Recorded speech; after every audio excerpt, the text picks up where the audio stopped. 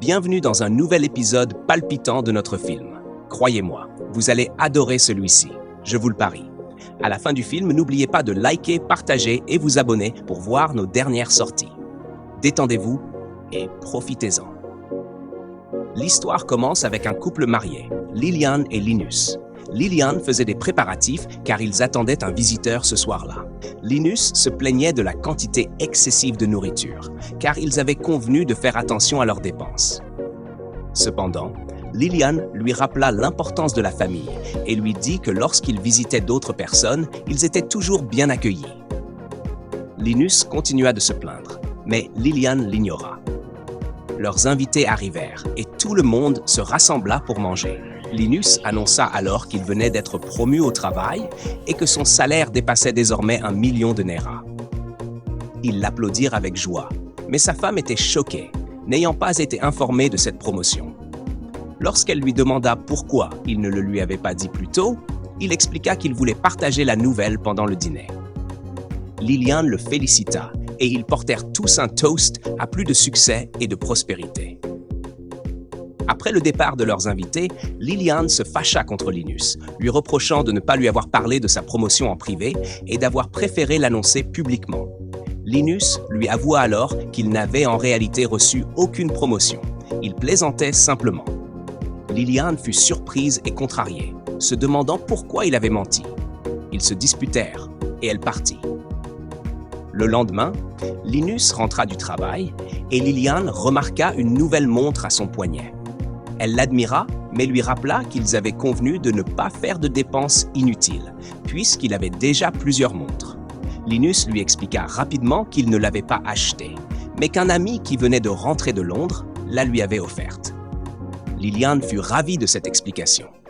Le jour suivant, alors qu'ils sortaient, leur voiture tomba en panne sur la route.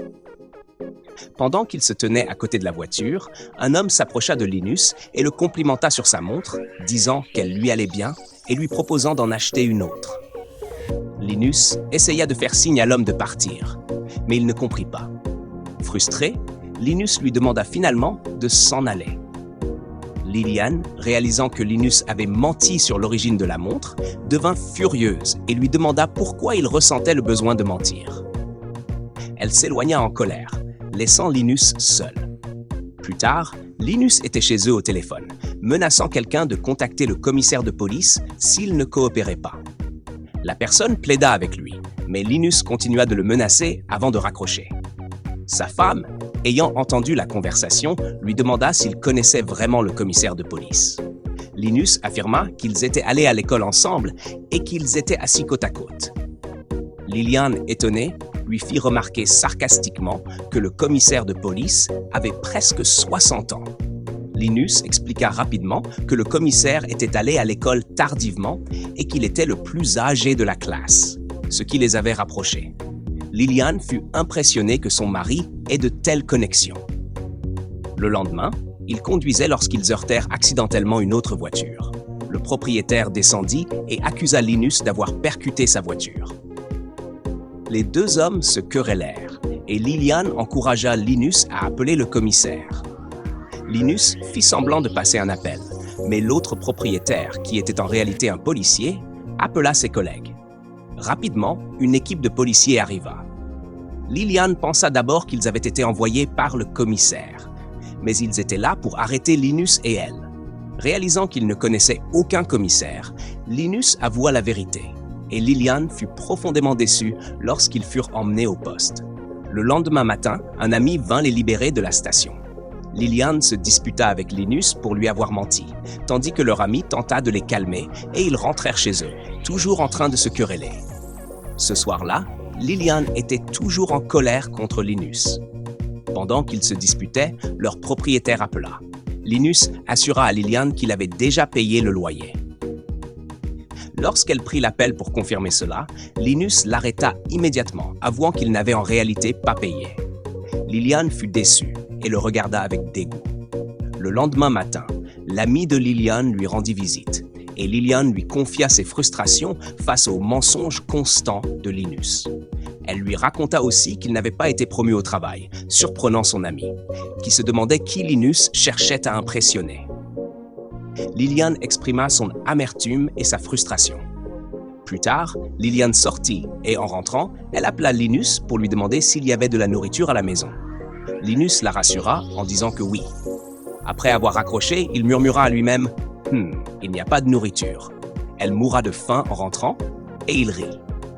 Quand Liliane arriva, Linus l'accueillit et elle alla dans la cuisine pour se servir. Mais en ne trouvant rien, elle se mit en colère et cria après Linus. Linus nia avoir dit à Liliane qu'il y avait de la nourriture, ce qui la rendit encore plus en colère. Elle cria, l'accusant de mentir et disant qu'il avait besoin d'aide. Le lendemain matin, son ami de longue date revint de Dubaï et vint lui rendre visite. Liliane l'accueillit chaleureusement et son ami lui offrit des cadeaux qu'elle avait rapportés, ce qui rendit Liliane très heureuse et reconnaissante. Linus les rejoignit. Et après avoir échangé des politesses, Liliane lui montra les cadeaux que son ami avait apportés. Linus mentit alors immédiatement, disant qu'il avait aussi acheté beaucoup de choses pour sa femme et qu'il venait juste de revenir de Paris. Liliane fut surprise, tout comme son ami. Liliane précisa rapidement qu'il n'était allé nulle part, mais Linus continua avec son histoire avant de quitter la pièce. L'ami de Liliane pouvait déjà dire que Linus mentait. Le jour suivant, Linus était dans un bar avec ses amis, en train de discuter, lorsqu'il prétendit que sa femme possédait un très grand salon de coiffure et qu'elle travaillait incroyablement dur.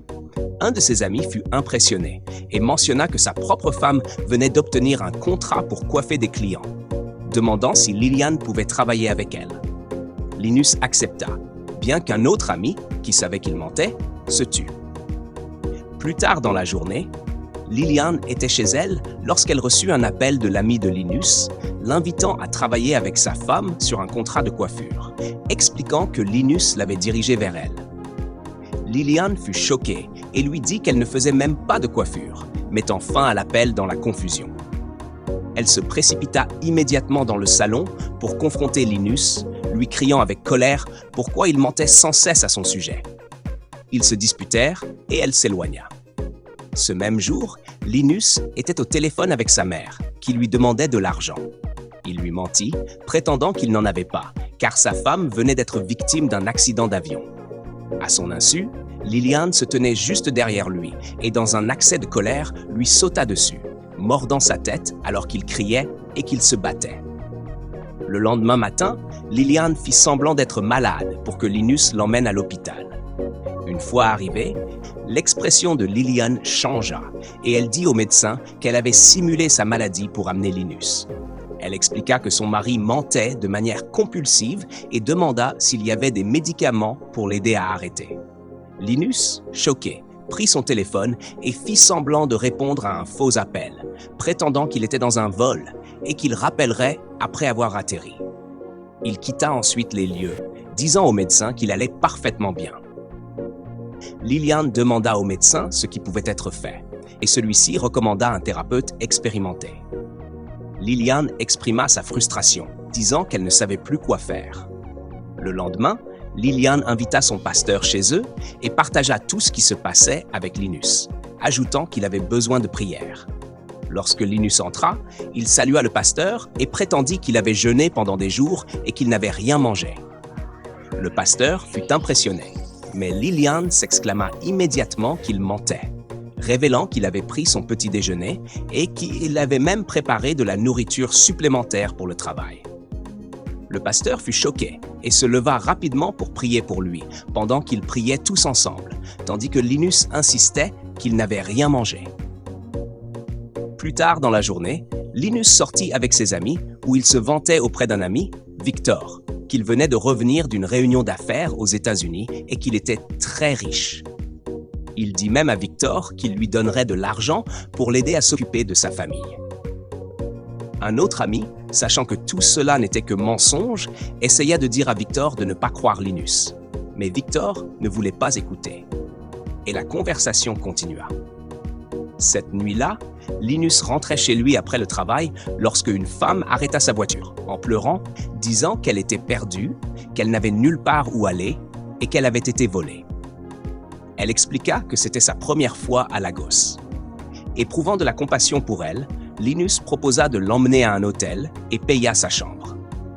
À l'intérieur de la chambre, Lillian l'appela et il mentit en disant qu'il était chez son ami Sam, déposant une veste et qu'il serait un peu en retard. Juste au moment où il s'apprêtait à quitter l'hôtel, la femme le retint, lui demandant de rester car elle était trop traumatisée pour dormir seule. Linus resta à contre-cœur. Le lendemain matin, il rentra chez lui et Lillian, inquiète, lui demanda pourquoi il était rentré si tard. Linus mentit, disant que Sam avait eu un terrible accident et qu'il était le seul à pouvoir l'aider, donc il avait dû passer la nuit là-bas. Il ajouta des mensonges plus élaborés et sa femme, préoccupée, le consola, lui suggérant de prendre une douche et de manger.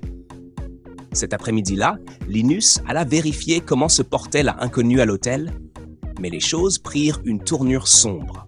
En entrant dans sa chambre, 2 hommes se précipitèrent sur lui et commencèrent à le frapper, l'accusant d'avoir profité de leur sœur.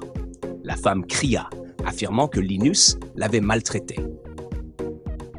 Linus dit la vérité aux hommes, insistant sur le fait qu'il n'avait rien fait de mal. En réponse, ils lui montrèrent une photo compromettante de lui-même, et il fut choqué. Ils exigeaient 50 millions de Naira, menaçant de divulguer les photos s'il refusait. Frustré et inquiet, Linus ne savait pas quoi faire. Pendant ce temps, Lillian était chez elle lorsque Sam vint lui rendre visite. Elle fut surprise de le voir en bonne santé et bien portant, réalisant que Linus avait menti au sujet de l'accident de Sam. Elle était furieuse. Lorsque Linus rentra chez lui, Lillian l'affronta, mais il continua de mentir. Lillian, exaspérée et frustrée, lui donna un ultimatum. Il pouvait soit consulter un thérapeute, soit elle quitterait le mariage. Elle sortit alors. Le lendemain matin, Lillian se préparait pour le travail lorsqu'elle remarqua Linus en train de retirer la carte SIM de son nouveau téléphone. Suspicieuse, elle quitta la maison, se demandant ce qu'il tramait. Plus tard dans la journée, alors qu'ils étaient en train de manger, Linus reçut un autre message menaçant de la part des blackmailers. Il se leva brusquement et quitta la pièce. Pendant ce temps, Lillian passa un coup de téléphone, demandant de l'aide à quelqu'un. Que pourrait-elle planifier? Attendons de voir. Plus tard dans la journée, Linus appela son patron, demandant désespérément à emprunter une grosse somme d'argent. Il mentit, disant qu'il avait un enfant illégitime qui était gravement malade et avait besoin d'une opération. Il pleura même au téléphone, tandis que Lillian écoutait tout, frustrée, et sortit. Quelques jours plus tard, Linus fut réveillé au milieu de la nuit par un appel des blackmailers, lui rappelant que la date limite était le lendemain. Il leur assura qu'il apporterait l'argent, mais Lillian avait entendu toute la conversation et resta silencieuse. Le lendemain matin, Linus alla livrer l'argent aux hommes, qui lui ordonnèrent de s'agenouiller. Juste à ce moment-là, il y eut un coup à la porte. Pensant que c'était le service de chambre, l'un des hommes l'ouvrit, seulement pour trouver la police. Et Lillian.